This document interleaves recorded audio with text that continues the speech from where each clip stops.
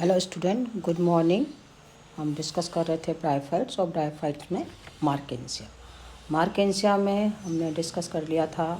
मार्केंसिया का sexual reproduction discuss कर रहे थे और सेक्सुअल रिप्रोडक्शन में भी हमने डेवलपमेंट ऑफ एंथ्रीडियम 4 और डेवलपमेंट ऑफ आर्चिगोनिया 4 हमने बढ़ा था और किस तरह से डेवलपमेंट में एंथ्रोजोइड्स बन गए थे एंथ्रीडियम 4 से, और आर्चिगोनिया 4 में आर्चिगोनिया से किस तरह से एग का निर्माण हो गया था। और दोनों ही आर्चिगोनिया में फिर फर्टिलाइजेशन हुआ था। तो हम बात करेंगे आज कि जो स्पोरोफाइट है, तो डेवलपमेंट ऑफ स्पोरोफाइट का डेवलपमेंट हम आज इस क्लास में डिस्कस करेंगे। तो स्क्रीन पर जो आपको यहाँ पर दिखाई दे रहा है, यहाँ पर ये आफ्टर फर्टिलाइजेशन आर्चिगोनिया में स्पोरोफाइट, यहाँ फूट सीटा कैप्सूल मैच्योर स्पोरोगोनियम इसको कह सकते हैं। यहाँ पर ये देखिए, ये पूरा का पूरा फूट सीटा एंड कैप्सूल आफ्टर फर्टिलाइजेशन के बाद में स्पोरोफाइट, कंप्लीट स्पोरोफाइट है या स्पोरोगोनियम भी इसको कहते हैं। मैच्योर क्या कहें, ये मैच्योर स्पोरोगोनियम। तो अब ये हम आज बात करेंगे कि ये स्पोरोगोनियम कैसे हुआ। तो डेवलपमेंट ऑफ स्पोरोगोनियम की हम आज इस क्लास में डिस्कस करेंगे। तो डेवलपमेंट ऑफ स्पोरोगोनियम जो है, तो फर्स्ट जो सेल बनी थी वो क्या थी, जाइगोट। यहाँ पर हमने आपका था ये जाइगोट बन गया था। तो प्रथम जो सेल थी वो क्या थी, स्पोरोगोनियम का जो फर्स्ट सेल्स हैं वो क्या हैं, जाइगोट हैं। और अब इस जाइगोट में ये पूरी कवर कर लिया इसने आर्चिगोनिया पूरा का पूरा, और फिर इसमें एक डिवीज़न होता है जिससे कि दो सेल बन जाती हैं, एपीबेसल सेल और हाइपोबेसल सेल। उल्टी हुई है क्योंकि उल्टी लटकी हुई है ये, तो एपीबेसल सेल्स एंड हाइपोबेसल। इसमें क्या है, जो फर्स्ट डिवीज़न की बात करें तो मार्केंसिया की जो मोस्टली स्पीसीज़ में इस तरह से होता है, कुछ कुछ स्पीसीज़ में अलग तरह से भी पाया जा सकता है।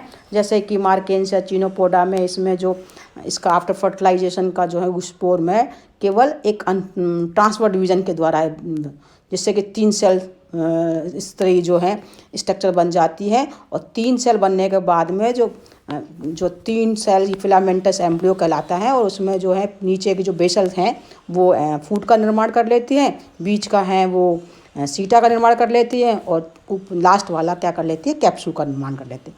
जैसे कि लेकिन जैसे मार्केंसिया पॉलीमॉर्फा में है, इसमें 4 सेल निर्माण हो जाते हैं। तो अलग अलग स्पीसीज़ में जो है अलग अलग तरह से डिवीज़न हो सकता है। यहाँ पर जो है इसमें हम जहाँ जो चित्र में हम बता रहे हैं, यहाँ पर एक ट्रांसफर डिवीज़न हुआ और फिर उसमें दूसरा भी इसको एक दूसरे को काटते हुए 4 सेल बन गई, जिसको हम की क्वाड्रेट या चतुर्था क्वाड्रेट बन गया। ये 4 सेल बन गई। अब ये तीसरा डिवीज़न जो है एक दूसरे को काटते हुए, राइट एंगल एक दूसरे से काटते हुए वर्टिकल होता है, जिससे कि फिर ये 8 सेल स्टेज बन जाती है। 8 सेल बनने के बाद ऑक्टेंट स्टेज 4 बना, 4 के बाद में फिर एक दूसरे को काटते हुए 8 सेल सामने दिख रही हैं और पीछे की तरफ इसमें 4 सेल पीछे हैं, तो ऑक्टेंट 8 सेल स्ट्रक्चर बन गई। अब इसमें जो 8 सेल बन जाती हैं, इसमें नीचे की जो 4 सेल हैं वो बनाती हैं हाइपोबेसल सेल्स हैं, और वो निर्माण करती हैं सीटा का। ऊपर की जो 4 सेल्स हैं वो बना जो निर्माण करती हैं फूट का, और बीच की वो बनाती हैं, वो बनाएंगी नीचे की जो है कैप्सूल, बीच का वो फूट और एंड सीटा।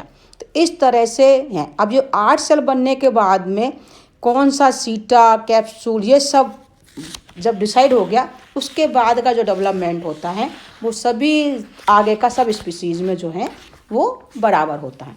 तो किस तरह से फूट बनेगा, अब ये जो 8 सेल ऑक्टेंट स्टेज बन गई, ये मास ऑफ सेल्स बन के तैयार यहाँ पर हो गया, जो C एंड D आपको दिख रहा है स्टेज। अब इसमें बाद में होता है कि जो मास ऑफ सेल्स हो गई हैं, अब इस मास ऑफ सेल में ये डिफ्रेंशिएट करेगा। तो जो फूट वाला है वो फूट वाले बनने में जो पाथ जिसको कहेंगे स्पोरोफाइट का, इस भाग में बार बार इनरेगुलर डिवीज़न करके जो पैरेन्काइमेटस सेल्स का एक समूह बनकर तैयार हो जाएगा। और जैसे कि मार्केंसिया चिनोपोडा में जो सेल्स हैं बड़ी बड़ी गोल गोल बन जाएंगी, और दूसरी जैसे मार्केंसिया पॉलीमॉर्फा में इनमें ये सेल्स किनारे की ओर वृद्धि करेंगी। ये डिपेंड्स की कौन सी स्पीसीज है।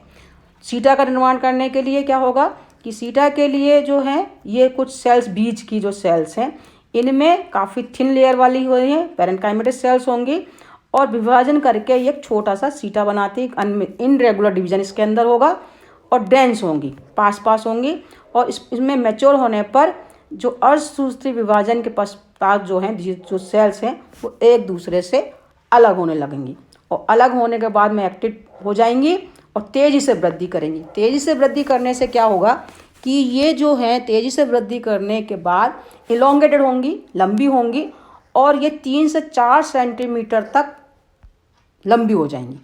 काफ़ी बड़ी हो, 3 सेंटीमीटर नहीं, 3 से 4 मिलीमीटर तक काफ़ी लंबी हो जाएंगी। और इनकी लंबाई बढ़ने से क्या होगा कि ये इसको तोड़ते हुए, गोपक जो कहते हैं कैलेप्टा को तोड़ते हुए ये बाहर की ओर इसको जो कैप्सूल है इसको बाहर की तरफ धकेल देती हैं, बाहर की ओर इसको पुश कर देती कैप्सूल को। तो ये बन जाता है सीटा का निर्माण हो गया। कैप्सूल में है, कैप्सूल का जो है सबसे लास्ट वाला जो स्ट्रक्चर है वो कैप्सूल बनाता है और जो कैप्सूल में है जो उसमें बहुत सारे पेरिक्लिनर एंटीक्लिनर डिवीजन होते हैं और इसमें 2 पार्ट बन जाते हैं, एम्फीथीसियम और एंडोथीसियम। अंदर का जो पार्ट कहलाता है, आंतरिक वाला सतह वो एंडोथीसियम और बाहर वाला कहलाता है पेरिथीसियम। तो जो एम्फीथीसियम है बाहर वाला से ये सेल्स हैं पेरिक्लिनर एंटीक्लिनर डिवीजन करके बाहर की ओर एक जैकेट का निर्माण कर लेती हैं और ये संरचना कैप्सूल को चारों तरफ से घेर के मैच्योर निर्माण करती हैं और इसको जो है एक एंगुलर रिंग और थिकनेस इसको प्रदान कर लेती हैं। ये देखिए यहाँ पर इस तरह से कैप्सूल वॉल का निर्माण कर लेती है जो उसको काफ़ी थिकनेस प्रदान करते हैं। और जो एंडोथीसियम पार्ट हैं, जो अंदर वाला हिस्सा है, ये कोशिकाएं जो हैं वो लगातार विभाजन करती हैं, लगातार डिवीजन करती रहती हैं जो कि एक स्पोरोजिनस मास बनाकर तैयार कर देते हैं और कैप्सूल का टर्मिनल मतलब एंड वाला हिस्सा बनाती हैं। और कुछ सेल्स तो इसमें स्टेराइल होती हैं और कुछ सेल्स जो होती हैं इसमें फर्टाइल होती हैं। इसमें जो कैप्सूल मैच्योर होने पर यह माना जाता है कि ये जो कैप्सूल में जो स्टेराइल सेल्स हैं वो उसमें प्रदान कर रही है इसका जो कि लेटर्स वगैरह बनाएंगे। अब जो स्टेराइल सेल्स हैं 2 तरह की इसके अंदर, कैप्सूल के अंदर 2 तरह की सेल्स हैं, sterile cells and fertile cell. Sterile cells में फर्दर डिवीजन नहीं होता है, ये केवल लंबी हो जाती हैं, इलोंगेटेड होती हैं। अगर हम इसको दूसरा उसमें देखें, इसका जो स्ट्रक्चर दिखाई देता है कि कैसे इसमें दिखाई दे रही हैं वो सेल, देखिए यहाँ पर मैच्योर, हम उसके बाद ये देखिए ये फूट और इसका मैच्योर स्ट्रक्चर ये देखिए। तो इलेंगोट हो रहती है। स्टेराइल सेल्स जो हैं यहाँ पर स्पोर्स भी दिख रहे हैं और इलेटर्स भी दिख रहे हैं। तो यहाँ पर इलेटर्स क्या हैं, स्टेराइल सेल्स हैं और फर्टाइल सेल्स क्या हैं, स्पोर्स हैं। तो स्टेराइल सेल्स जो हैं वो इलोंगेट हो जाती हैं, टर्मिनल एंड होते हैं, इनमें जो है स्पाइरल थिकनेस होती है और ये दोनों तरफ से दीर्घ बेलनाकार हैं और इनमें आयताग्राही मतलब ये एब्जॉर्प्शन इनमें पावर होती है जिससे कि ये हाइड्रोफोबिक नेचर की होती हैं और कुंडलित होती हैं और ये इस तरह से वाटर एब्जॉर्ब करके जो स्पोर्स हैं उनको इसको प्रकीर्णन मतलब डिस्पर्स में इसको सहायता करती हैं। फर्टाइल सेल्स की बात करें तो ये जो फर्टाइल सेल्स हैं बार बार विभाजित होकर डेंस थिन मेम्ब्रेन वाली होती हैं। इनमें जो हैं क्यूब्ड होते हैं और इनकी जो सेल्स है वर्टिकल उसमें अरेंज होकर बहुत सारे सक्सेसिव डिवीजन करके छोटे छोटे पंक्ति में 8 से लेकर 32 मदर सेल्स तक बना के तैयार कर लेती हैं। पॉलीफॉर्म वहाँ पर 32 मदर सेल्स बनती हैं। इसमें जो है मियोसिस होके है टेट्राड बन के फिर मियोसिस होता है, मियोसिस होकर सिंगल स्पोर बन जाते हैं और इनमें ये स्पोर्स अंदर स्पोर्स होते हैं और ये स्पोरोगोनियम में लाखों की संख्या में स्पोर बनकर तैयार हो जाते हैं। तो ये मैच्योर स्पोरोगोनियम की बात कर सकते हैं, कह सकते हैं हम। और ये पूरा का पूरा ये देखिए स्पोरोगोनियम, ये स्पोर में थे वो है स्पोर के अंदर पूरा और ये इसके अंदर इलेटर्स। अगर हम करें मैच्योर स्पोरोगोनियम कैसा है तो मैच्योर स्पोरोगोनियम ये आपको यहाँ पर इसमें स्क्रीन पे दिख रहा है। तो मैच्योर स्पोरोगोनियम में आपको एडवांस अगर दिख रहे हैं तो क्लियर कट इसमें क्या दिख रहा है, फूट, ये फूट ये बीच में सीटा और ये बीच में आपका कैप्सूल। तो फूड होमोजेनियस, अगर एक बार हमसे फिर से रिवीजन करें तो फूड कैसा है, होमोजेनियस पैरेंकाइमेटिक सेल्स से बनी हुई रचना है, जो कि ये स्ट्रक्चर दिख रही है एंकर जैसी एक स्ट्रक्चर, लंगर जैसे दिख रहा है ना, ये जैसे एंगर लंगर जैसी है, जैसे कि किसी जहाज को डालने का एंकर होता है, लंगर होता है, वैसी आकृति है इसकी। और स्पोरोगोनियम इसमें शीर्ष पर ये लटका हुआ रहता है, इस पर लटक जाता है आर्चिगोनिया फोर के ऊपर। ठीक इसके पास दूसरा जो है सीटा इससे जुड़ा हुआ होता है, जो सीटा के मध्य में जो है लवण पहुंचाने का जो है काम इसमें करता है। सीटा क्या है, इसमें लंबी इलोंगेटेड सेल्स मैंने बताया था कि लंबी होती है, पैरेंकाइमा से बना हुआ सेल्स ये होता है, और ये फूड एंड कैप्सूल के बीच में संबंध बनाए रखने का काम करता है, दोनों को अटैच करता है। सीटा में इलोंगेटेड सेल्स का बनना होता है और ये इलोंगेशन की जगह से कैप्सूल को बाहर आसानी से बाहर की धकेल देता है।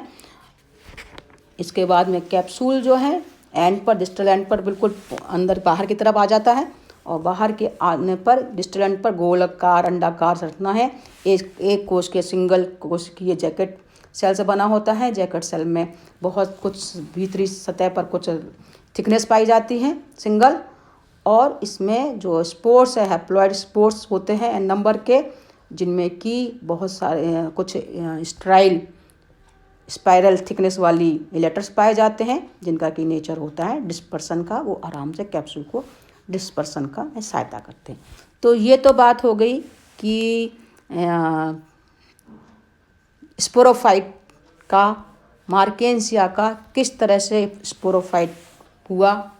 अब हम बात करेंगे कि किस तरह से बीजाणु उसकी स्ट्रक्चर से स्पोर तो बन गए, ये हो गया मैच्योर स्पोरोगोनियम या स्पोरोफाइट ऑफ मार्केंसिया। अगली क्लास में हम डिस्कस करेंगे किस तरह से इसमें से स्पोर डिस्पर्स हुए और जर्मिनेशन ऑफ स्पोर्स क्या हुआ, उसको हम डिस्कस करेंगे।